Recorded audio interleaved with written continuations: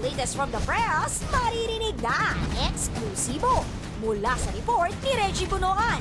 Vice ganda nahaharap na naman sa matitinding kontrobersya. Issue ng di umano'y banggaan sa trabaho, pambubuking sa kaibigan at pagtanggi sa isang bagong titulo, isa-isang lilinawin. Punto por punto. Kasabay ng pagpasok ng 2013 na ilang naglalakihang issue din ang derechang sinagot ng phenomenal at unkabagable box office star na si Vice Ganda. Una, ang di umano'y banggaan nila ni Kuya Kim Atienza. Madalas kaming nagkakapikunan ni Kuya Kim pero hindi personal, hindi lumalalim talaga, hindi kami dumarating sa puntong away. Kasi kapag nagbibiroan kami, malalang biroan talaga lalo na off camera. Yung sa amin ni Kuya Kim, on cam yun, pero hindi naman kami ang issue. Ikalawa, Chris Aquino, tinawag nga bang makasarili si Vice? Sabi ko nga kay Chris kasi nag-text siya na almost 300 million pesos ng sisteraka. Sabi ko, ay, makakabog na ang private Benjamin. Umiiyak ako. Inaway ako ni Chris, ang selfish ko raw. Sabi ko nga, happy and sad ako kasi pelikula ko rin naman yung kumabog.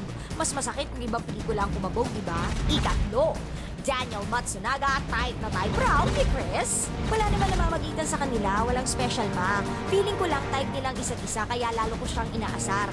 Nakikita ko sa mata ni Chris at sabi ko sa kanya, crush mo yan.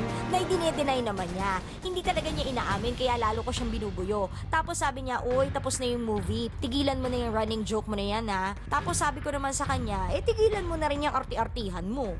At ikaapat, Vice, tinanggihan nga ba ang titulo bilang bagong Comedy King?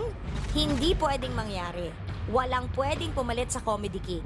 Walang pwedeng pumalit kay Mang Dolphy. Ako kasi bilang respeto sa totoong hari ng komedya, nakawawala lang, may bago pumalit kaagad sa kanya.